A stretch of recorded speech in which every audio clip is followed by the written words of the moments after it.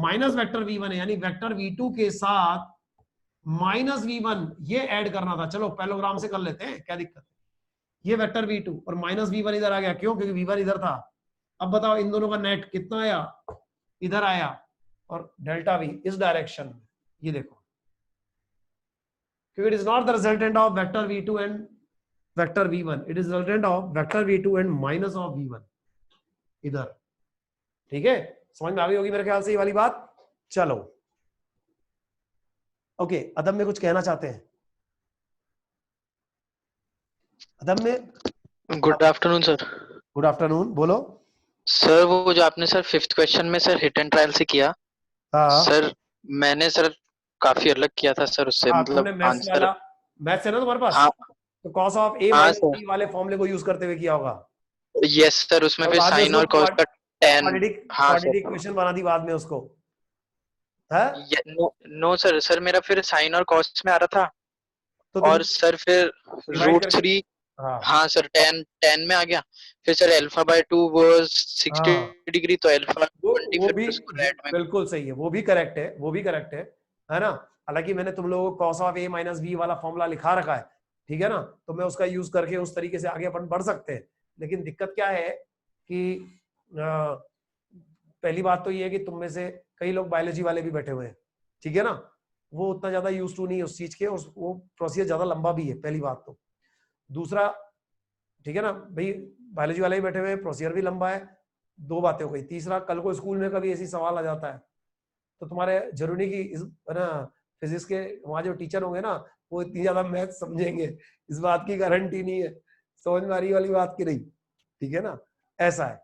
Maths वाले teacher तो समझ जाएंगे, हम भी समझ जाएंगे कि आईआईटी में हमने ज्यादा टाइम, मैंने आईआईटी पढ़ाया और आईआईटी में इस टाइप की चीज हम बहुत करते हैं, ठीक है ना, ये चीज है।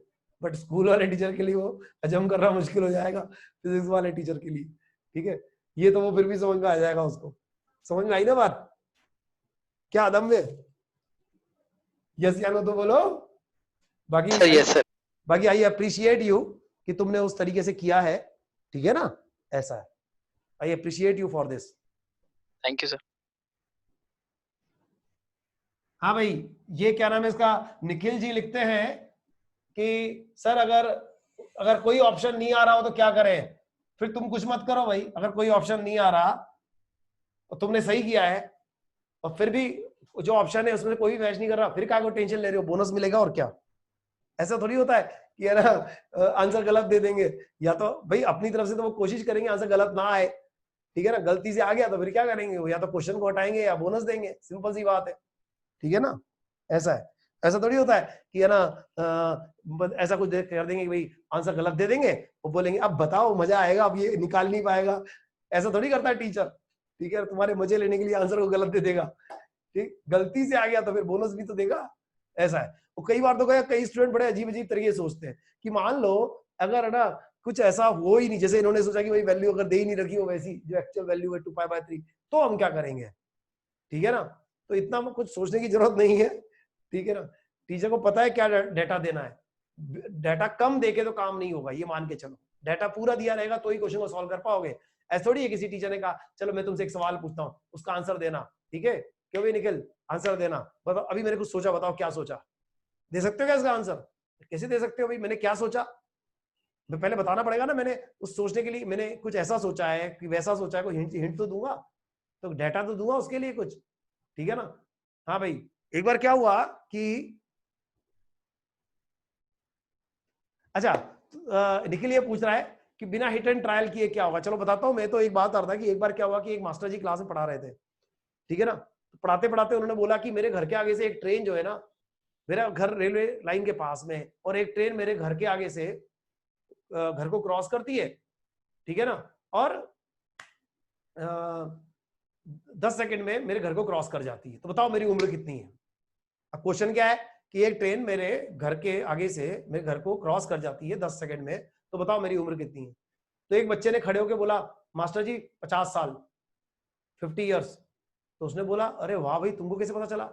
बोला मेरे भाई की उम्र 25 साल है और वो आधा पागल है। अब ऐसे सवाल होंगे तो ऐसे ही आंसर आएंगे ना, है कि नहीं। तो हम बात कर रहे थे कि हाँ, निखिल निखिल जी का कहना है अभी एक हमारे पास ये वाला ये आया था 3 cos alpha minus cos of alpha minus π/3 plus 2 equal to 0। अब इसमें अल्फा निकालना है, तो इनका ये सवाल है कि अगर हिट एंड ट्रायल के बिना सॉल्व किया जाए तो क्या होगा। तो उसका जवाब यही है जो अभी हमने अदब में से डिस्कस किया है, क्या कि इसको सॉल्व करेंगे ऐसे, cos of a minus B वाले तरीके से। मैंने तुम्हें cos of a minus B का फॉर्मूला बताया हुआ है, क्या cos a cos b plus sin a sin b। Note कोई नहीं करेगा तो यह जाएगा cos alpha cos π/3 plus sin alpha sin π/3 plus 2 equal to 0। ऐसे करके सॉल्व होगा। अभी आ जाएगा 3 cos अल्फा माइनस, अब cos π/3 यानी cos 60 डिग्री इज 1/2, तो यह आ जाएगा half cos alpha plus √3/2 sin alpha plus 2 equal to 0। इसको तुम लिख सकते हो, यह आ जाएगा 5/2 cos alpha plus √3 sin alpha plus 2 equal to 0। अब इसके आगे सॉल्व करना है, जो प्योर मैथमेटिक्स वाले हैं वो सॉल्व कर सकते हैं। 5/2 cos अल्फा को लिख सकते हैं, cos अल्फा को लिख सकते हैं 2 cos square alpha minus 1 plus √3/2 sin alpha को लिख सकते हैं 2 sin alpha cos alpha plus 2 equal to 0। ऐसे करके फिर इसको cos अल्फा से डिवाइड करेंगे, वो tan अल्फा/2 वाले फॉर्म में आ जाएगा। उसको सॉल्व करोगे तो सॉल्व करते करते वहां पहुंच जाओगे जहां पहुंचना है। समझ आ रही वाली बात की नहीं, बट अभी नहीं पहुंचना कहीं किसी को, ऐसे बड़ा लंबा प्रोसीजर हो जाएगा वो, अभी वो नहीं करना। That will be mathematics. और वो जो मैथमेटिक्स पढ़ रहे हैं, जिन्होंने ट्रिग्नोमेट्री उसमें पढ़ी है, उनको इस टाइप के क्वेश्चंस कराए भी गए होंगे, बट फिलहाल अभी यहां नहीं करेंगे अपन, ठीक है। ये था, चलो अब जो है तो हम बात कर रहे। अच्छा, और कोई डाउट है किसी को? और कोई डाउट? 10th में डाउट था किसी को? चलो 10th क्या था? 3 forces vector F1 vector F2 vector F3 vector F4 acting on a particle such that the particle is in equilibrium. Suddenly vector F4 vanishes, वो निपट गया। The resultant of remaining force acting in the particle acting on particle is, इसको दो तरीके से कर सकते हैं हम, दो तरीके से कर सकते हैं। क्या? देखो हमने कहा vector F1 initially, vector F net जो है वो था vector F1 plus vector F2 plus vector F3 plus vector F4 and that was 0। क्योंकि इसमें मेंशन है कि initially particle was in equilibrium, यानी नेट फोर्स 0 था। इसका मतलब ये हुआ कि जो vector F1 plus vector F2 plus vector F3 and that is minus of F4, या F4 is minus of this, ठीक है ना। ये हमने पहले भी डिस्कस किया है। उनमें से कोई भी एक ले लो, वो बाकियों के नेट का नेगेटिव होगा। नाउ ये तो ठीक है ना। Now when vector F4 vanishes, जब वो मिट जाता है तो F नेट डैश, जो नया नेट फोर्स है वो आ जाएगा vector F1 plus vector F2 plus vector F3। पहले नेट फोर्स था this plus this plus this plus this which was 0, अब हो गया this plus this and that is equal to, यहां से देखो फ्रॉम इक्वेशन फर्स्ट, इन तीनों का सम माइनस F4 है। तो F4 हटने के बाद जो नया नेट फोर्स है वो ये भी करेक्ट है, ये भी करेक्ट है, तो दोनों ही करेक्ट हो गए। सडनली F4 वेनिशेस, नहीं ये करेक्ट नहीं है, हाँ ये तो करेक्ट हुआ ना, सही है, ये भी है ऑप्शन में और ये भी है, तो दोनों ही करेक्ट है। तो इसके दो आंसर करेक्ट हुए 10th के 3 और 4 सही है, दोनों ही सही है, ठीक है। समझ में आ गया? एक तरीका ये हो गया, एक तरीका ये हो गया, इधर ध्यान दो कि जब F4 हट गया तो नया resultant late it B R dash, वो आ गया vector F1 plus vector F2 plus vector F3। F4 हटने के बाद F4 को वापस डाल दो, इधर ध्यान दो, F4 को हटाया, नेट आ गया R डैश यानी दिस। F4 को डाल दो इस R डैश के साथ, ये इनका नेट R डैश है। अब उसमें F4 को ऐड कर दो तो वापस पुराना नेट फोर्स बन जाएगा, F नेट पुराना वाला। What is F dash? R dash this what is R dash, इन सबका सम, उसमें F4 जोड़ दिया वापस से, तो वापस से नेट फोर्स 0 हो गया, यानी ये जो आर डैश है इसकी वैल्यू माइनस F4 भी हो गई। तो यहां से भी कर सकते थे भैया, तुमने इसको हटाया तो अब रह गया F1 plus F2 plus F3, अब उसमें वापस जोड़ दो, तो F4 को किसके साथ जोड़ो कि नेट 0 आ जाए, किसके साथ जोड़ेंगे वेक्टर F4 को, माइनस F4 के साथ, तभी नेट 0 आएगा, यानी बाकी सब जो भी थे उनका नेट माइनस F4 था, जिसके साथ F4 को जोड़ने पर 0 आया, तो यानी बाकी तीनों का नेट माइनस F4 भी है, ये मतलब है। जिसको समझ में आ गई ये वाली बात, सेकंड वाली बात, वो हैंड रेज करे, फर्स्ट तो सीधा सीधा दिख रहा है, जिनको सेकंड वाली बात भी समझ में आ गई है वो हैंड रेज करे। ओके चलो good, lower your hands please. Okay, अब पीएस के अंदर भी क्वेश्चन दिए थे कुछ, वो भी हम डिस्कस, पीएस नहीं, एक्सरसाइज 3, 2 and 3, चलो ओके, एक्सरसाइज 3 में क्वेश्चन दिए थे ना, एक्सरसाइज 3 में क्वेश्चन दिए थे 5 and 6। 5 जो है, पहली बात, ओके एक्सरसाइज 3 में 5 and 6 दिए थे, एक्सरसाइज 3 में 5 और 6, तो 5 तो state and prove polygon's law of vector addition, ये तो क्लास नोट में किया हुआ है, इसलिए हम डिस्कस नहीं करेंगे। क्वेश्चन नंबर 6 पे आते हैं, state whether the following statement are true or false। First statement है the magnitude of vector is always a scalar, तो magnitude of vector is always a scalar is a true statement। क्यों? Vector क्या होता है? Vector होता है जिसका magnitude हो और जिसकी डायरेक्शन हो, केवल मैग्नीट्यूड देखोगे तो फिर तो वो स्केलर हो गया ना, डायरेक्शन नहीं रहा, जैसे वेलोसिटी का मैग्नीट्यूड होती है speed, speed is a scalar, मतलब वेलोसिटी अगर वेक्टर में से डायरेक्शन हटा दो तो वो जो बचा वो स्केलर हो गया ना, तो उसका मैग्नीट्यूड इज स्केलर, ठीक है। तो magnitude of vector is always scalar, magnitude तो स्केलर ही होता है। Statement B, each component of vector is always scalar, ये गलत हो गया, क्योंकि वेक्टर का जो कंपोनेंट है उसकी डायरेक्शन तो होगी, जैसे हमने कहा एक वेक्टर है ए, उसके दो कंपोनेंट है, ये वेक्टर ए है, उसके दो कंपोनेंट है, इसको मान लो एक्स एक्सिस के अलोंग जो है उसको हमने बोला ए एक्स, वाई एक्सिस के अलोंग जो है उसको बोला ए वाई। क्यों बोल रहे हैं ए एक्स? क्योंकि इस direction is along X axis. क्यों बोल रहे हैं ए वाई? इस direction is along Y axis, इसका मतलब इसके कंपोनेंट की भी डायरेक्शन है, यानी कि वेक्टर का component is again a vector, vector का component is again a vector, तो ये जो है फॉल्स हो गया।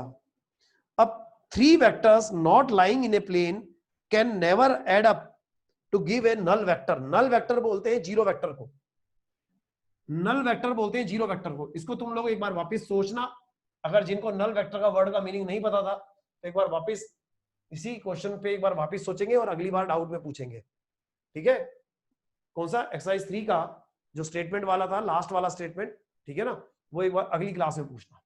अच्छा, आज तुम लोगों को पीएस मिलेगी, प्रैक्टिस शीट मिलेगी एक परसों वाली क्लास के लिए, ठीक है ना। अभी हम आगे बढ़ते हैं अपनी थ्योरी पे, परसों वाली क्लास के लिए। अब परसों वाली क्लास के लिए तुम्हें एक पीएस मिलेगी जो वेक्टर में अब तक हमने जो भी डिस्कस किया है इस चैप्टर के अंदर उसके ऊपर है वो, ठीक है ना। वो थोड़ी देर में तुम्हारे पास में जो है थ्रू व्हाट्सएप सॉफ्ट कॉपी उसकी आ जाएगी, ठीक। वो परसों वाली क्लास में कंप्लीट करनी है, ठीक है ना। जो भी पीएस है अगली वाली आनी है, आज आएगी तुम्हारे पास, तो वो अगली क्लास में हर कोई कंप्लीट करेगा, ये ध्यान रखेगा, ठीक है। तो वो पूरे वेक्टर्स में अब तक जो डिस्कस हुआ है उसके ऊपर क्वेश्चन है। एक तो ये चीज हो गई। दूसरा ये कि कल वाली क्लास में, कल ट्यूसडे, ठीक है ना, तो अपनी रेगुलर क्लास कब होती है? मंडे, वेडनेसडे, फ्राइडे और Saturday. Everybody knows Monday, Wednesday, Friday, Saturday. तो कल दिन है किसका? एक्स्ट्रा उसका बैकअप क्लास का। बैकअप में हम क्या करेंगे? कुछ लोगों का यूनिट्स एंड डायमेंशन जस्ट शुरू ही हुआ था, पहली एक ही क्लास हुई थी, तो कल उन्हीं लोगों की वापस से बैकअप है, ठीक। यूनिट डायमेंशन की सेकंड क्लास होगी, थर्सडे को यूनिट डायमेंशन की उन्हीं की वापस थर्ड क्लास होगी, और नेक्स्ट वीक फिर जिनका यूनिट डायमेंशन का आधा चैप्टर हुआ था उनके साथ इनको लेकर हम कंप्लीट करेंगे यूनिट डायमेंशंस। बट फिलहाल ये जो आने वाला वीक है इसमें कल कौन लोग आएंगे? जिन्होंने यूनिट डायमेंशंस की केवल एक क्लास अटेंड की थी और कुछ अटेंड नहीं किया था, वो लोग, ठीक है ना, वो लोग आएंगे। बाकी किसी को स्वेच्छा से यानी अपनी मर्जी से अगर आना है तो उसमें आ सकता है क्लास में, कोई दिक्कत नहीं। बट यूनिट डायमेंशन की जो सेकेंड क्लास में डिस्कस हुआ था, ठीक है ना, वो डिस्कस होगा, जिसके अंदर हमने टॉर्क और ये सब कई सारी और चर्चाएं की थी, कई ऐसी क्वांटिटीज चर्चा की थी, ठीक है ना, surface tension, gravitational constant and all that. तो उनमें जिनको डाउट हो वो चाहे तो कल वाली क्लास अटेंड कर सकते हैं 2:45 पे। मीटिंग आईडी और पासवर्ड कल भी सेम रहेगा, ठीक है ना, कल और परसों, अगले और 2 दिन यही रहेगा, ठीक है, ऐसा है। तो अच्छा, अब बात करते हैं आज के पासवर्ड पे। सब लोग अच्छे से जानते हैं पासवर्ड को, ठीक है ना, it is dedicated to APJ Kalam, नाम इसका अपना पासवर्ड है एपीजे कलाम, सब लोग अच्छे से जानते हैं उनको, ठीक है ना। और उनके अगर हम उनकी जिंदगी देखें तो वो काफी जो है प्रेरणा देने वाली है, ठीक है ना, काफी इंस्पायरिंग है उनकी जो है लाइफ है। कोई बहुत वेल टू डू घर से वो नहीं थे, ठीक है ना, एक छोटे से गांव से जो है एपीजे कलाम छोटे से गांव से निकले हुए थे और बहुत ही क्या बोलते हैं एजुकेशन के लिए उनको खूब फाइट करनी पड़ी, खूब संघर्ष करना पड़ा एजुकेशन प्राप्त करने के लिए। बट अल्टीमेटली वो काफी उन्होंने हाई एजुकेशन ली, ठीक, और जो है काफी अच्छी खासी उन्होंने रिसर्च भी करी। डॉक्टर एपीजे कलाम ने पीएचडी वगैरह भी करी और उनको सब लोग जो है इंडिया के one of the great nuclear scientist या क्या बोलते हैं मिसाइल मैन उनका नाम भी था के तौर पे भी जानते हैं और एक्स प्रेसिडेंट ऑफ इंडिया इस नाम पे भी जानते हैं। तो एपीजे कलाम जो है, ठीक, वो बहुत अपने संघर्ष करके उन्होंने अपनी एजुकेशन प्राप्त करी, ठीक, और उसके बाद जो है पहले उन्होंने DRDO defence research development organisation of India को ज्वाइन किया और बाद में वहां से उन्होंने ISRO Indian space research organisation को ज्वाइन किया। Indian space research organisation ISRO, ठीक, आज की तारीख में मतलब इंडिया के हाथ में पास में रिकॉर्ड भी है कि एक बार अभी लास्ट ईयर की बात है, अभी कुछ महीनों पहले की बात है बल्कि, ठीक है ना, 2019 के अंदर की बात है कि एक साथ इंडिया ने 102 सैटेलाइट एस्टेब्लिश किए थे, ठीक है ना, 102 सैटेलाइट एस्टेब्लिश किए थे, उसमें कुछ इंडिया के भी थे और कुछ दूसरी कंट्रीज के भी थे। तो बहुत सक्सेसफुली इंडिया का स्पेस रिसर्च प्रोग्राम चल रहा है। तो इस पोजीशन में लाने के पीछे कई लोगों का हाथ है, जिनमें से काफी बड़ा कंट्रीब्यूशन जो है वो जाता है डॉक्टर एपीजे कलाम को, ठीक, जिन्होंने इंडिया के स्पेस रिसर्च को, इंडिया की मिसाइल्स प्रोग्राम को, जिसने इंडिया को इतना स्ट्रांग बनाया, उस पर काफी अपना कंट्रीब्यूशन दिया।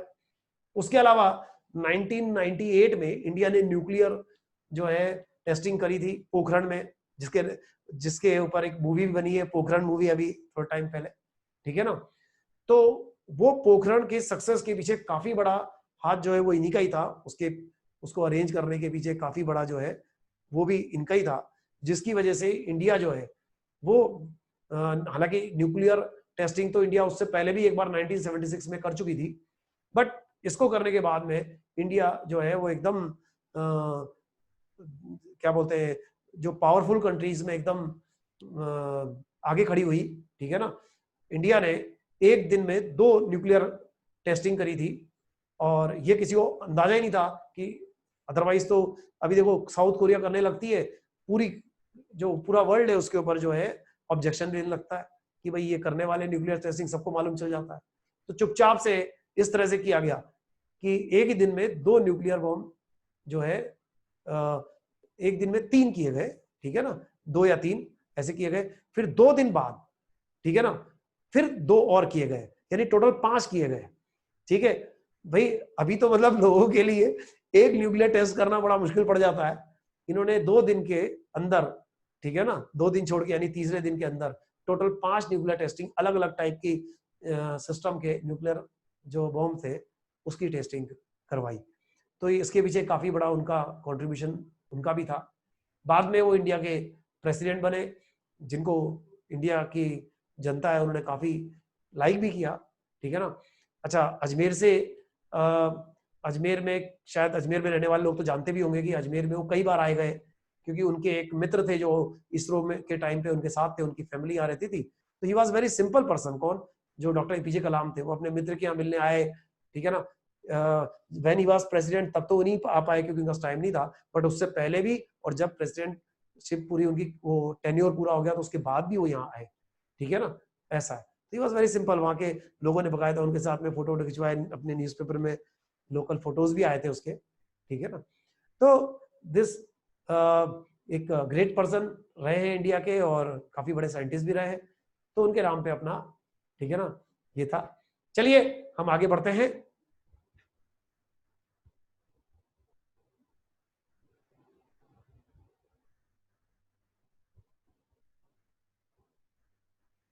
ओके, चलो अब जो है हम अपने डिस्कशन को आगे बढ़ाते हैं। पिछली क्लास में हम डिस्कस कर रहे थे कंपोनेंट्स, ठीक। तो हमने दो चीज की थी, ठीक है ना। ये थोड़ी इंपॉर्टेंट बात है कि एक तो हम क्या करते हैं, किसी वेक्टर के कंपोनेंट्स करते हैं, ठीक, और एक कंपोनेंट से वेक्टर को निकालते हैं। तो पहले हमने डिस्कस किया था to find vector from its components, ठीक। कि सपोज ये मान लो एक्स एक्सिस है, ये मान लो वाई एक्सिस है, एक ये वेक्टर ये है ए एक्स, उसका एक्स कंपोनेंट किसी वेक्टर का, और ये है ए वाई। तो जो रिजल्टेंट वेक्टर आएगा यानी वेक्टर ए आएगा वो ऐसे आ जाएगा पैरेललोग्राम बन के, ठीक, वेक्टर ए। अगर इसका मैग्नीट्यूड देखेंगे वेक्टर ए का तो वो आ जाएगा ए एक्स स्क्वायर प्लस ए वाई स्क्वायर। नोट नहीं करना, ये सब पहले नोट कर चुके हो। अगर एक्स एक्सिस से एंगल अल्फा बना रहा है, अगर अपने एक्स कंपोनेंट से अल्फा बना रहा है तो tan अल्फा आ जाएगा ए वाई अपॉन ए एक्स। और वाई एक्सिस से एंगल निकालना है तो ये एंगल अल्फा आ गया tan इनवर्स ए वाई अपॉन ए एक्स, किससे? एक्स कंपोनेंट से। वाई एक्सिस से अगर एंगल निकालना है तो वाई कंपोनेंट से जो एंगल बनाएगा वो आएगा tan inverse A X upon A Y. For example, ठीक, एक फोर्स के दो कंपोनेंट है, एक 4 न्यूटन एक 3 न्यूटन। दोनों का नेट अगर देखेंगे यानी कि जो फोर्स है उसका मैग्नीट्यूड आ जाएगा √3 स्क्वायर प्लस 4 स्क्वायर, यानी कितना? सब लोग जानते हैं अच्छे से, 5। अब अगर अपने को वाई एक्सिस से एंगल चाहिए, वाई एक्सिस से ये मान लो थीटा एंगल बना रहा है, तो थीटा आ जाएगा tan इनवर्स ए वाई अपॉन ए एक्स। क्यों? ए एक्स अपॉन ए वाई, क्योंकि वाई एक्सिस से निकाल रहे हैं तो ए X upon A Y 4/3। tan inverse 4/3 सब जानते हैं कितना होता है, 53 डिग्री, ठीक है। ये चीज है, ये तो आ गया अगर कंपोनेंट्स हैं तो उससे वेक्टर निकालना। उसके अलावा हमने पिछली क्लास में डिस्कस किया था वेक्टर को रिजॉल्व करना इनटू कंपोनेंट्स।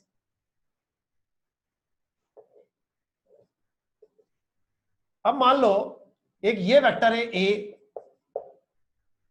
वो यहां से थीटा एंगल बना रहा है, वेक्टर ए का मैग्नीट्यूड है ए। नोट कोई नहीं करेगा क्योंकि ऑलरेडी नोट कर चुके हो तुम ये सब चीजें। अब अपने को ये एक्स और वाई कंपोनेंट निकालने हैं, तो हमने एक कंपोनेंट इधर, देखो हमने इसको इधर प्रोजेक्ट किया, इसको इधर प्रोजेक्ट किया। जो एक्स एक्सिस पर जो प्रोजेक्शन है, एक्स एक्सिस पर जो प्रोजेक्शन है that is a X, Y axis पर जो प्रोजेक्शन है ये that is a Y. Projection on X axis यानी X component, projection on Y axis a Y. अब तुम ये देखो कि इस ट्रायंगल से देखेंगे तो ये है ए, ये ए एक्स, ये ए वाई, इस टाइप से। अगर ये एंगल थीटा है तो tan थीटा आ जाएगा, अरे अपने को एंगल नहीं निकालना, अपने को तो ए एक्स और ए वाई निकालना। तो ए एक्स अपॉन ए आ जाएगा cos थीटा, तो ए एक्स आ जाएगा ए cos थीटा और ए वाई आ जाएगा ए sin थीटा। तो अगर मान लो कोई वेक्टर एक्स एक्सिस से, मान लो कोई वेक्टर ए है जिसका मैग्नीट्यूड ए है, एक्स एक्सिस से एंगल थीटा बना रहा है, तो इस तरफ तो आ जाएगा कंपोनेंट ए cos थीटा और इस तरफ आ जाएगा ए sin थीटा। उसकी बजाय कोई वेक्टर मान लो ये एफ है, वो यहां से एंगल थीटा बना रहा है, तो एफ वाई तो आ जाएगा एफ cos थीटा और एफ एक्स आ जाएगा एफ sin थीटा, ठीक। इसका एग्जांपल देखते हैं हम, ठीक, जो पहले भी हम देख चुके हैं एक दो एग्जांपल तो पिछली क्लास में, नोट कोई नहीं करेगा। फॉर एग्जांपल हमने कहा सपोज दिस इज 25 न्यूटन और ये यहां से 37 डिग्री बना रहा है एंगल, ये एफ। अपने को निकालना है एफ एक्स और एफ वाई। तो एफ एक्स तो वो एफ एक्स और एफ वाई बताओ कितना आएगा, एफ एक्स कितना आएगा जल्दी बोलो, और एफ वाई कितना आएगा बोलो, दिस एंड दिस करके बताओ, एफ एक्स और एफ वाई में दिस एंड दिस करके बताओ कितना आएगा। एफ एक्स लिखने की जरूरत नहीं है अलग से या एफ वाई, बस ये लिखो दिस एंड दिस, यानी पहला वाला एफ एक्स लिखना, दूसरा वाला एफ वाई बोलना। जैसे मान लो 7 और 9 आए, एफ एक्स 7 आया, एफ वाई 9 आया, तो 7 एंड 9 ऐसा। अब तुम ये मत बोलना कि 7 और 9 आएंगे, नेचुरली ये तो आएंगे ही नहीं जो मैं बता रहा हूं।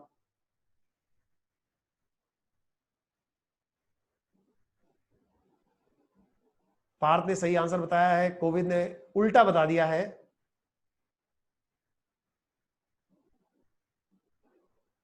निखिल ने भी उल्टा बताया, करेक्ट करो।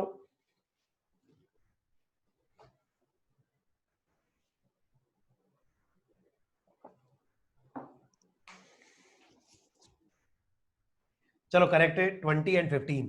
भाई एफ एक्स आ जाएगा 25 cos 37, यानी कि 25 इंटू 4/5 यानी कि 20, और ये आ जाएगा 25 sin 37, sin 37 इज 3/5, तो ये आ जाएगा 15 न्यूटन।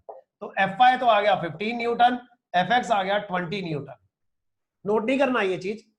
अब एक काम करो, पिछली क्लास का एक पेज पलट के देखो तुम, यही वाला क्वेश्चन हमने डिस्कस किया था कि एफ एक्स दे रखा था 20, एफ वाई दे रखा था 15, और तुमको कहा था कि एफ निकालो उसका मैग्नीट्यूड और उसकी डायरेक्शन। तो चेक करो कि उसका मैग्नीट्यूड 25 और 37 डिग्री आया था या नहीं, चेक करके बताओ। अगर यही आया था, ठीक, तो जिन जिन को ये नजर आ जाता है यही आया था, या तो वो यस लिखेंगे या फिर हैंड रेज करेंगे, हाँ सर यही था। जिन जिन ने देख लिया या तो हैंड रेज करेंगे या यस लिखेंगे। मुझे कई लोगों ने यस लिख दिया है, तो यही वाला वो था। चलो lower your hands please, now lower your hands. तो हमने क्या किया था याद है, 20 और 15 दोनों का नेट निकाला था, तो कितना आया था 25 आया था 37 डिग्री पे। यही तो हम कह रहे हैं कि इन दोनों का नेट ये है ऐसा बोलो, या इसके ये दोनों कंपोनेंट्स है ऐसा बोलो, एक ही बात है। अब एक बार ये ध्यान रखो, इधर ध्यान देना, कंपोनेंट्स करना यही सबसे, भाई दो सबसे इंपॉर्टेंट चीजें इस चैप्टर की। इंपॉर्टेंट तो और भी कई है, क्योंकि ये चैप्टर आगे कई चैप्टर्स में काम आएगा, इवन 12th में भी काम आएगा, बट दो सबसे इंपॉर्टेंट चीजों में से एक तो हो गया पैरेललोग्राम लॉ का फॉर्मूला, दूसरा कंपोनेंट्स जिसकी जरूरत सबसे ज्यादा पड़ने वाली है आगे 2-3 चैप्टर्स में। ठीक, चलो अब हम कंपोनेंट कर रहे हैं, नोट कोई नहीं करेगा।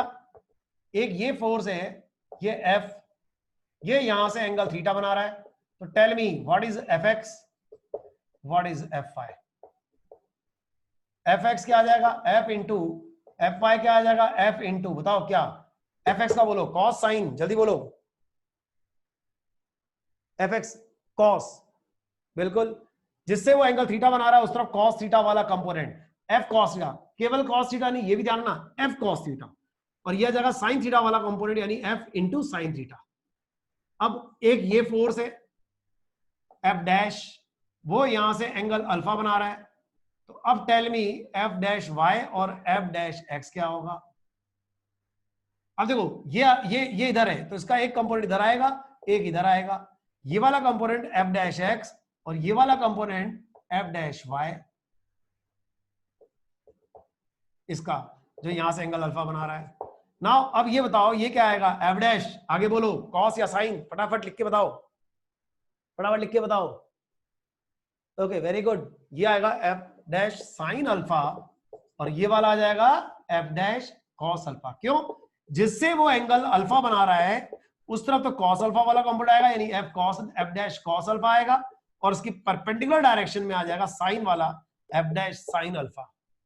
ये ध्यान रख लो, F cos theta F sine theta, अगर इससे एंगल अल्फा बना रहे तो एफ डैश कॉस अल्फा ऊपर आएगा, एफ डैश साइन अल्फा इधर आएगा। ये समझ में आ गया सबको, चलो ठीक है,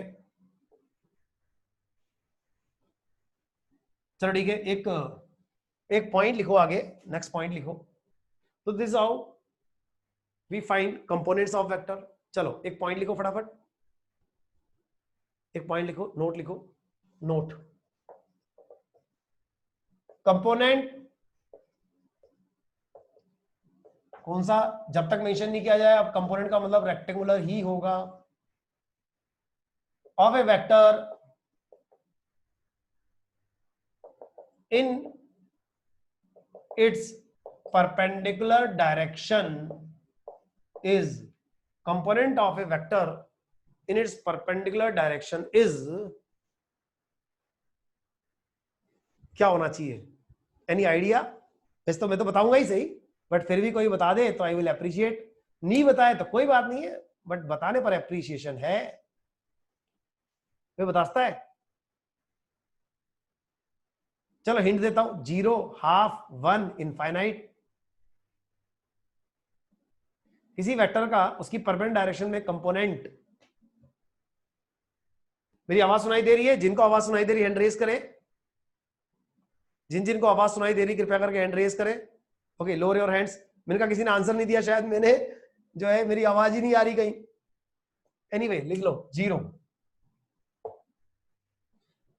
component of A vector in its perpendicular direction is 0। देखो इधर ध्यान देना,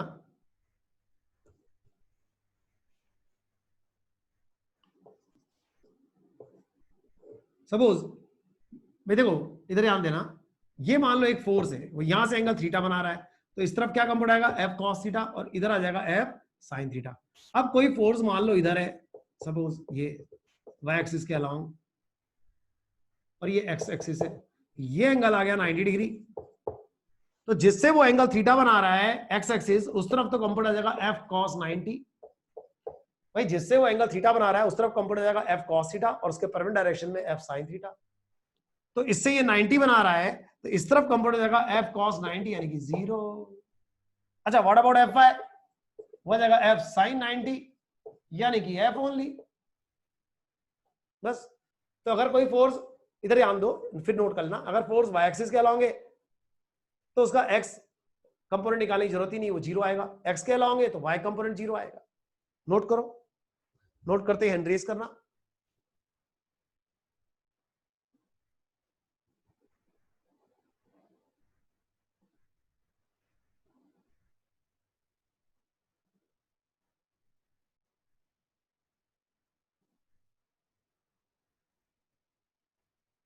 फटाफट नोट करो भाई, ये तो 10 सेकंड की चीज है।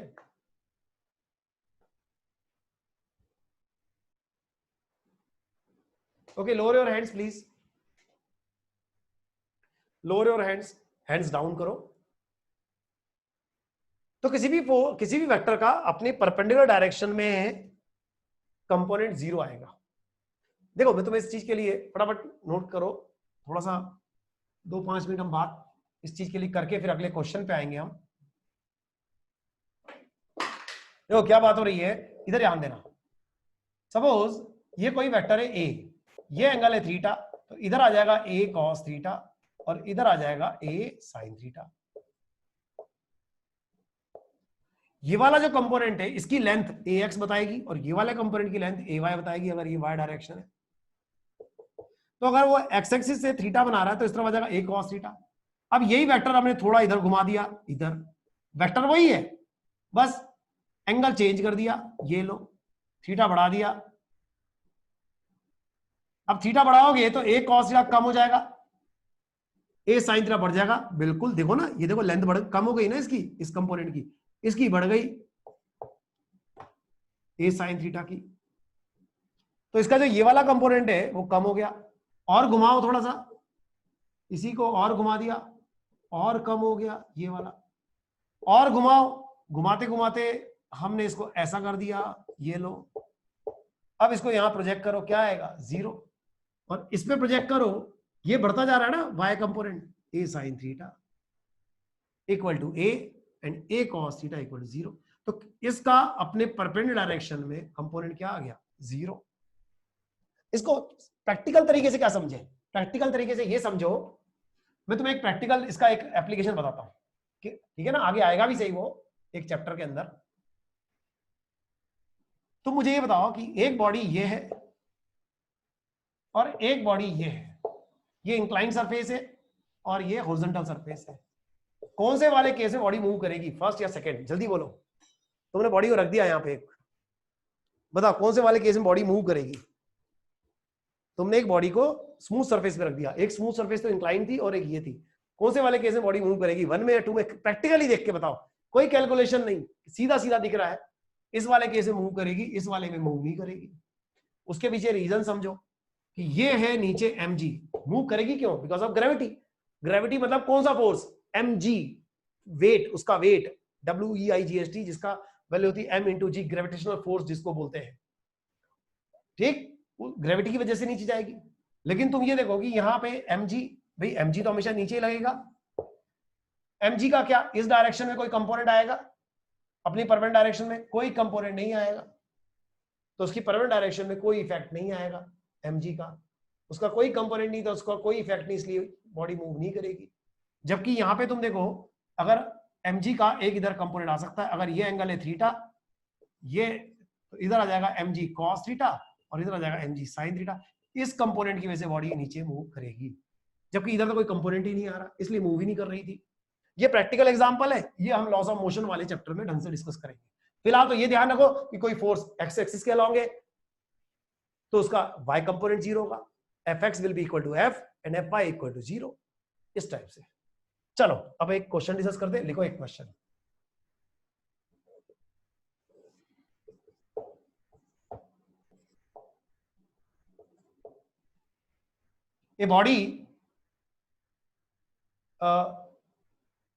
A body is acted upon by 4 forces as shown. A body is acted upon by 4 forces as shown. एक बॉडी पे 4 फोर्सेस लग रहे हैं, 4 forces as shown. Resolve all the forces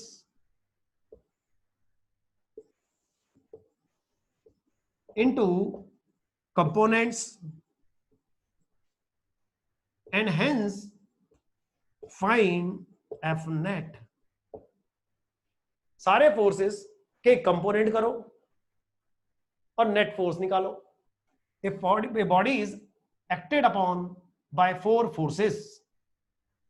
Resolve all the forces into components and hence find the net force. चलो अब वो 4 forces कौन कौन से देखो। एक तो चलो वही वाला ले लेते हैं, 25 न्यूटन, यहां से 37 डिग्री पे। एक ये आ गया,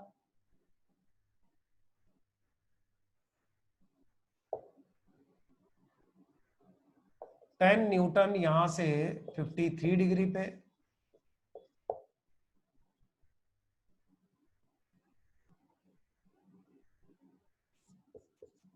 एक यहां से 45 डिग्री पे 3√2 न्यूटन, और एक फोर्स ये है 5 न्यूटन। 4 फोर्स है, 25, 10, 3√2 एंड 5। इन सबके एक्स और वाई कंपोनेंट करने हैं और नेट फोर्स निकालना है। ठीक है, डायग्राम बनाओ। वैसे तो मैं तुमको टाइम दे देता, बट टाइम थोड़ा सा लिमिटेशन है, तो इसलिए हम डिस्कस कर लेते डायरेक्ट ही, और तुमसे पूछता जाऊंगा, चीजें बताते जाना मुझे। पहले ये नोट करो फटाफट।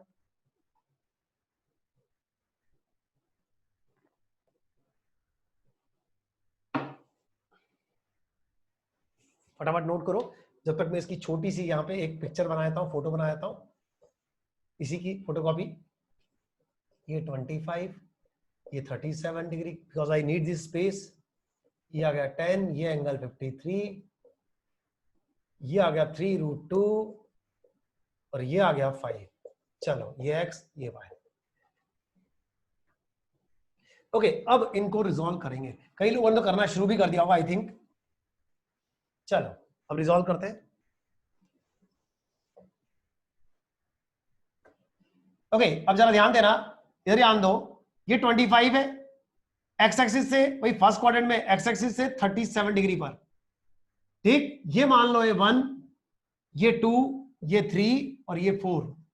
4 फोर्स है, F1, F2, F3, F4। तो पहले हम देखते हैं F1x। उसका x कंपोनेंट वो आ जाएगा 25 cos 37, यानी कि 20, अभी किया भी था हमने, F1y 25 sin 37, यानी कि 15 न्यूटन। ठीक, एंड अब जरा आते F2 का। अब देखो F2 का कौन सा कंपोनेंट cos थीटा वाला होगा? F2 का कौन सा कंपोनेंट, x या y? बताओ, फटाफट लिख के बताओ। विच कंपोनेंट, x और y टाइप करके बताओ। Will be F cos 53 for this force 10 cos 53, which component, x या y? बिल्कुल सही, y कंपोनेंट, क्योंकि ये y एक्सिस से थीटा एंगल बना रहा है, तो y कंपोनेंट आ जाएगा F2y जो है वो आ जाएगा 10 cos 53। अब cos 53 याद है ना, 3/5, तो ये आ गया 6 न्यूटन। F2x वो आ जाएगा 10 sin 53। ये बाद में एक बार तुम लोग वापस करना, इधर ध्यान दो, एक बार बिना देखे यही वाला क्वेश्चन बाद में वापस जरूर प्रैक्टिस करना। मैं फिर से बोल रहा हूं, जरूर प्रैक्टिस करना, आगे भी काम आएगा चैप्टर्स में। हाँ भाई, 10 sin 53, sin 53 होता है 4/5, 10 इंटू 4/5, यानी कि ये आ गया 8 Newton negative direction, negative x की तरफ। अब ये एंगल है 45 डिग्री, तो F3x वो आ जाएगा 3√2। हाँ भाई, कौन सा कंपोनेंट 3√2 cos 45 होगा, x या y? फिर से लिख के बताओ, कौन सा कंपोनेंट 3√2 cos 45 होगा, x या y? बिल्कुल x, y कंपोनेंट, ठीक है ना। तो यह जाएगा 3√2 cos 45, और cos 45 होता है 1/√2, तो यह जाएगा 3 न्यूटन, नेगेटिव y में है तो इसलिए माइनस। F3y यह जाएगा 3√2 sin 45, यह जाएगा 3 Newton, again negative x direction. इधर ध्यान दो, भले ही cos 45 हो या sin 45 हो, वैल्यू सेम आएगी भले ही, लेकिन फिर भी जो सही है वही लिखेंगे, कि जिससे वो एंगल 45 बना रहा है उस तरफ cos 45 वाला। बस उसका F4 का तो इजी है, एंड F4 वो F4 का y कंपोनेंट तो आ जाएगा 5 नेगेटिव में, एंड F4 का x कंपोनेंट आ जाएगा 0, क्योंकि इसका परपेंडिकुलर डायरेक्शन में कंपोनेंट 0। नोट करो, नोट करो। अब हम एक डायग्राम बनाएंगे जिसके अंदर ये सारे फोर्सेस शो करेंगे, और फिर इधर ध्यान दो, तुम्हें करना क्या है, इधर ध्यान दो, इधर ध्यान दो, ये सारे कंपोनेंट कर दिए। अब हमने इस डायग्राम में सारे कंपोनेंट शो किए, 20 एंड 15, इसके 20 15, ये आ गया 20, ये आ गया 15। अब इसके भी कंपोनेंट शो कर दिए, इस तरफ आ जाएगा F2y यानी 6, इस तरफ आ जाएगा 8 F2x, 8 माइनस साइड, -8 मतलब। सिमिलरली F3 के इधर आ गया 3 और इधर भी आ गया 3, ये आ गया 3 और ये आ गया 3, और F4 इधर 5 है ही सही। अब तुमको करना क्या है, नेट निकालना है, तो पहले x डायरेक्शन में नेट निकालो, फिर y डायरेक्शन में नेट निकालो, फिर उनका भी नेट निकालो। चलो ये नोट करो और मुझे बताओ नेट का मैग्नीट्यूड कितना आया। अगर रूट वूट में आता है तो चलेगा, कोई दिक्कत नहीं, रूट में चलेगा, अगर रूट में आता है तो। ये नोट करेंगे सब लोग।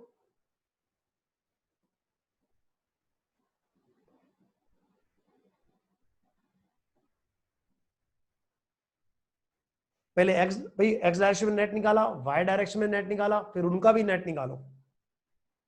ट्राई करो, गलत आने का बिल्कुल टेंशन मत लो, there is no negative marking here.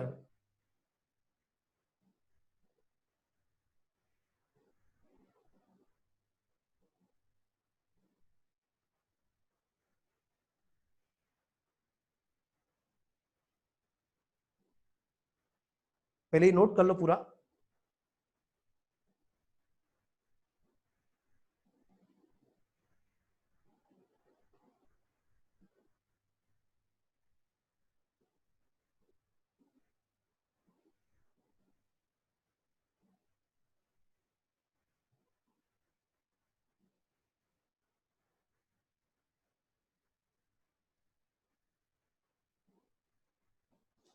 Note करो।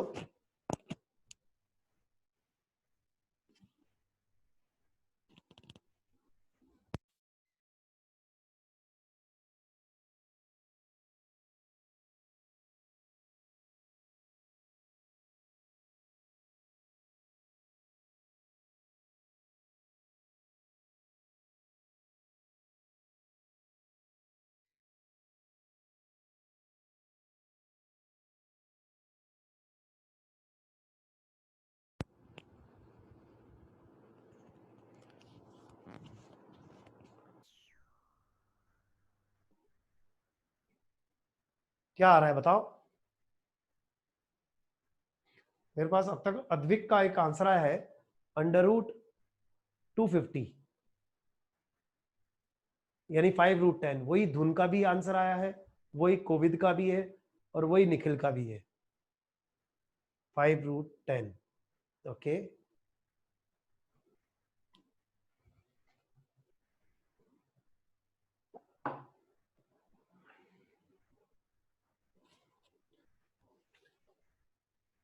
चलो ठीक है, कई लोगों का ये आंसर आया, गुड। ओके, अब जरा ध्यान देना, एक बार वापस देखें, please be attentive, please be attentive. हमने क्या किया एक बार वापस देखना, प्लीज बी अटेंटिव। पहले इनके कंपोनेंट किए, इनके कंपोनेंट किए, ये 4 फोर्स थे, इनके कंपोनेंट किए। इसका इधर कंपोनेंट आ जाएगा 25 इंटू कॉस 37, इधर 25 साइन 37, जिससे वो एंगल, सुन लो जरा ये वाली चीज, जिनको भी थोड़ा बहुत भी डाउट हो वापिस समझा रहा हूं। इस तरफ एक्स कंपोनेंट 25, देखो ना ये 25 है, यहां से 37 डिग्री पर, तो इस तरफ आ जाएगा, जिससे वो एंगल 37 बना रहा है, यानी एक्स एक्सिस। उस तरफ कंपोनेंट आएगा 25 इंटू कॉस 37, और उसके परपेंडिकुलर डायरेक्शन में आ जाएगा 25 into sine 37। Cos 37 4/5, sine 37 3/5, value रख दी, तो ये आ गया 20 एंड 15। सिमिलरली ये आ जाएगा 10 cos 53, 10 sin 53। क्यों? क्योंकि ये जो 10 न्यूटन है y एक्सिस से 53 बना रहा है, ये 10 न्यूटन y एक्सिस से 53 बना रहा है, तो इस तरफ आएगा 10 cos 53 और इस तरफ आ जाएगा 10 sin 53। 10 cos 53 sin 53, 6 एंड 8, ठीक है ना। अच्छा, अब हम करते ये का, इसका 3√2, तो इधर आएगा 3√2 cos 45, जिससे वो एंगल 45 बना रहा है, और इस तरफ आएगा 3√2 sin 45, दोनों ही 3 आ गए, और ये आ गया 5। इसका इधर तो कोई कंपोनेंट है ही नहीं, सीधा सीधा y डायरेक्शन में है। तो we have got, now we have resolve all the forces into components, ठीक। अब ये आ गए सारे कंपोनेंट लिख दिए यहां पे हमने। अब हमने क्या किया, ये लिख दिया, इसके बाद अब हमने क्या किया, पहले हमने x डायरेक्शन में नेट निकाला, ये 20 और ये 11, तो 20 और 11 का नेट 9 इधर आ गया, fx नेट कितना आया 9 न्यूटन। y डायरेक्शन में नेट इधर आ गया 21 माइनस 8, 21 माइनस 8 यानी कि 11, तो ये आ गया F नेट y डायरेक्शन में नेट फोर्स, या नेट फोर्स का y कंपोनेंट, ये आ गया 11। अब इन दोनों का नेट निकाल लो, x डायरेक्शन में नेट आ गया 9, y डायरेक्शन में नेट आ गया 11, इन दोनों का भी नेट, ये आ जाएगा F नेट कितना, F नेट आ जाएगा √9 square plus 11 square, fx square plus fy square, तो ये आ जाएगा 121 और 121 एंड 81। क्या बात है भाई, तुमने तो कुछ और बताया था, 21 माइनस 8, अच्छा सर 13 होगा, 13 आएगा इधर, चलो ठीक है 13 आएगा, तो सही कर लेते हैं हम, तो ये आ जाएगा 169, चलो 250 इज करेक्ट, यानी कि ये आ जाएगा 5√10 Newton is the net force, ठीक। वैसे √10 की वैल्यू 3.15 होती है करीब अप्रोक्सीमेटली, तो और चाहो तो कर सकते हो, फिलहाल छोड़ दो, अभी अपना काम पूरा नहीं हुआ, लेकिन नेट फोर्स चाहिए, यानी उसका मैग्नीट्यूड और उसकी डायरेक्शन। तो मान लो वो एक्स एक्सिस से थीटा बना रहा है, तो therefore an angle with angle from x axis is net force का, फ्रॉम एक्स एक्सिस थीटा, वो आ जाएगा 10 इनवर्स Fy अपॉन Fx, यानी 13/9, ये इसकी डायरेक्शन हो गई, और ये मैग्नीट्यूड। नोट करो फटाफट, नोट करो, नोट करते ही हैंड रेज कर देना, यहां तक नोट करते ही हैंड रेज कर देना।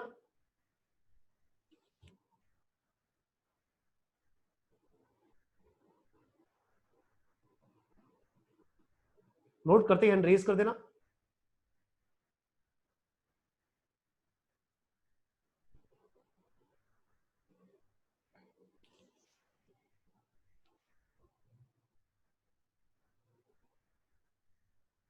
नोट फटाफट करो भाई, और नोट करते ही हैंड रेज करो, नोट करते ही हैंड रेज करते जाओ।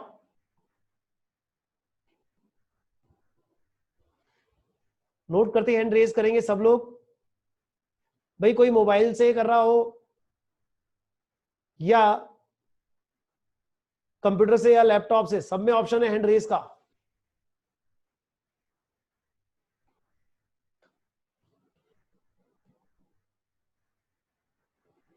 Okay, lower your hands please, hands down करो, lower your hands please, hands down करो। चलो अब जरा ध्यान देना क्या बात हो रही है, ठीक है ना। देखो हमने क्या किया, जितने भी फोर्सेस थे उनको रिजॉल्व किया कंपोनेंट्स में, ऐसे और ऐसे, ठीक, सारे फोर्सेस के कंपोनेंट कर दिए। अब हमने क्या किया, पहले हमने यहाँ पे एक्स डायरेक्शन में नेट निकाला, इधर भाई ये तो बड़ा इजी है ना, इधर 20, भाई 8 और 3 का नेट इधर 11 और 20 माइनस 11 ये आ गया 9, ये 15 और 6 21 माइनस 8 ये आ गया 13। अब नेट फोर्स का एक्स कंपोनेंट आ गया 9 और ये आ गया 13। इनका नेट निकालना इजी भाई, दो परपेंडिकुलर हो तो ये मान लो है एक्स और ये है वाई, तो net under root x square plus y square, बस उसका यूज कर लिया। और एंगल चाहिए, अगर एक्स एक्सिस से चाहिए तो tan इनवर्स 13/9, वाई एक्सिस से चाहिए तो tan इनवर्स 9/13, इस टाइप से।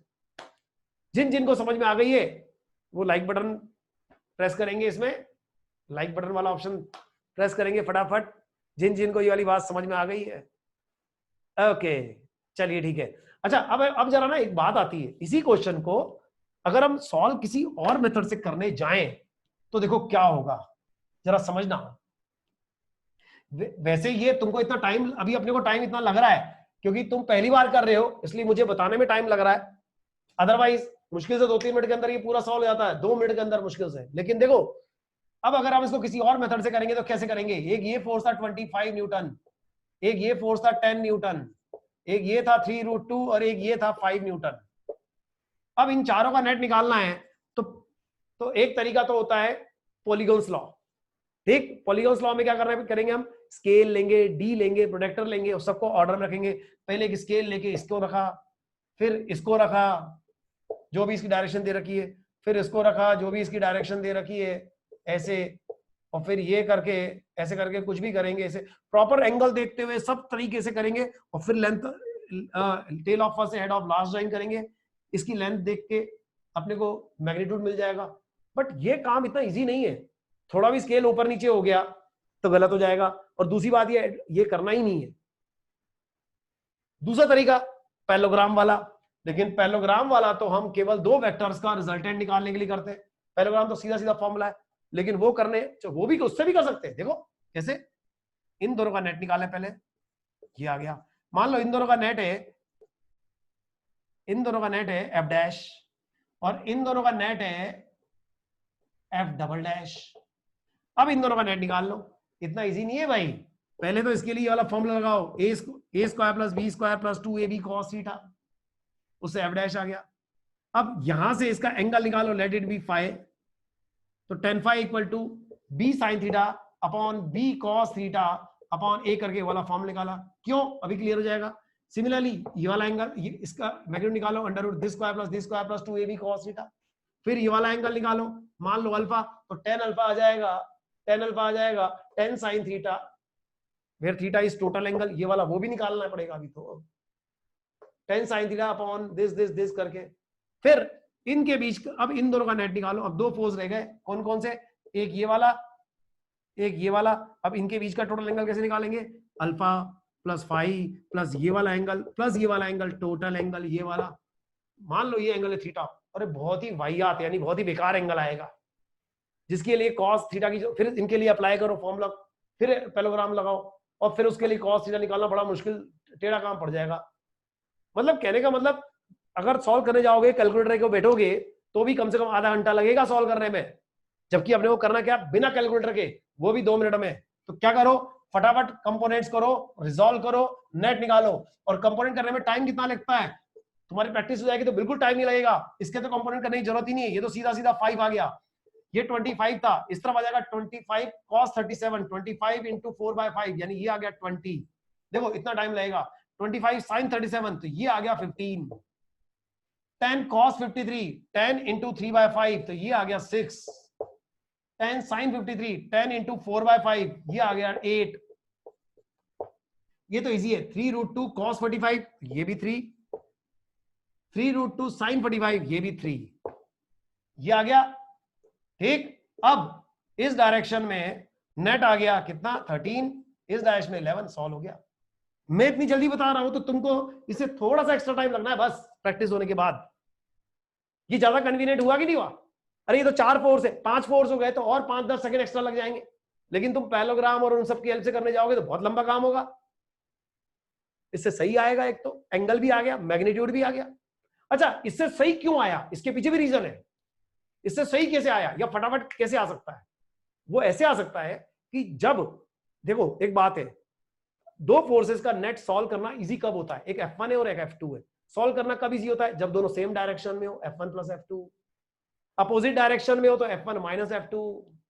परपेंडिकुलर हो, एक F1 एक F2 है तो परपेंडिकुलर हो तो under root F1 square plus F2 square. इन 3 केस में बड़ा इजी होता है। सेम डायरेक्शन में F1 plus F2, opposite direction में F1 minus F2, perpendicular direction में under root F1 square plus F2 square, Fx square plus Fy square. ऐसा उस चीज का यूज किया। तो हमने क्या किया, ये जितने भी फोर्स थे उन सबको x में y में रिजॉल्व कर दिया, कंपोनेंट्स में y में x में। अब x वाले जितने भी ये प्लस माइनस करके नेट आ जाएंगे, y वाले जितने भी ये प्लस माइनस करके नेट आ जाएंगे। ये Fx आ गया, दिस प्लस माइनस तो बड़ा इजी होता है। 20 माइनस 11 9, 15 प्लस 6 माइनस 8 13, इजी होता है। अब एक ये under root this square plus this square, वो भी इजी होता है। ये चीज है। ठीक, चलो ठीक है, इसका मैं तुम्हें एक प्रैक्टिकल एग्जांपल बताता हूं, केवल देखना, नोट नहीं करना। ओके, नोट तो क्या करो, ये तो प्रैक्टिकल डेमोन्स्ट्रेशन है, ठीक है ना। ओके, अब जरा देखना, मान लो, एक मिनट जरा देखो, अब देखो ये सब लोगों को दिख रहा होगा यहाँ पे, ठीक है ना। ये क्या है, कार्ड्स है, ठीक है ना। कोई मैजिक नहीं दिखा रहा, चिंता मत करो, कार्ड्स है, कोई मैजिक नहीं दिखा रहा। देखो मैंने क्या किया है, ठीक है। अब देखो ये कार्ड्स जो है यहाँ पे बिखेर दिए, ठीक है। ये देखो ये ऐसे बिखेर दिए। अब मुझे करना क्या है, कार्ड्स वापस जमाने हैं, अरेंज करने हैं। तो अब एक तरीका तो मेरे पास ये है कि एक दो करके मैं जमाता जाऊं। जैसे पैरेललोग्राम में क्या होता है, पहले 2 का निकालो, फिर 2 का निकालो, फिर उनका निकालो, ये सब। एक तो ये तरीका। ऐसे तो 52 कार्ड्स हैं टोटल, जमाने में टाइम लग जाएगा। तो अब मैं क्या करूंगा, इसका एक तरीका और है मेरे पास। मैं इन सब कार्ड को उठाऊंगा, ये सारे कार्ड्स को मैं उठा रहा हूं, ये सारे कार्ड मैंने उठा लिए। ये अब देखो ये कार्ड उठा लिए मैंने, ऐसे किया। ऐसा करने से तुम देख सकते हो ये ऐसे अरेंज हो गए, ये और ये लाइन में हॉरिजॉन्टल एंड वर्टिकल। अब इन दोनों को अरेंज कर दिया, इजीली हो गया। ये समझ में आ गया सबको? क्या किया हमने, इनको फटाफट रिजॉल्व कर दिया, y में x में, ठीक, 5y xy, बस सॉल्व। जिन को ये वाली बात समझ में आ गई है, लाइक बटन प्रेस कर सकते हैं। कंपोनेंट की इंपॉर्टेंस, और वो भी रेक्टेंगुलर कंपोनेंट की इंपॉर्टेंस। चलो ठीक है, ओके, चलो ठीक है, आज के लिए इतना काफी है। कल जो है मैं तुम्हें बताया था, जैसा कि जिन्होंने वेक्टर्स यूनिट डायमेंशन की सेकंड क्लास अटेंड नहीं कर रखी है, वो लोग चाहे तो अटेंड कर सकते हैं, जिन्होंने कर रखी है वो भी चाहे तो वापस अटेंड कर सकते हैं, ठीक है ना। और कल हम ठीक 2:45 पे सेम मीटिंग आईडी पासवर्ड के साथ मिलेंगे। परसों अपनी रेगुलर क्लास होगी, वेडनेसडे को यही वेक्टर वाली क्लास आगे एक्सटेंड करेंगे। और परसों वाली क्लास के लिए होमवर्क थोड़ी देर में तुम्हारे पास में थ्रू व्हाट्सएप आ जाएगा, and that is PS practice sheet, next PS. ठीक है, चलो ठीक है, बाय एवरीबॉडी।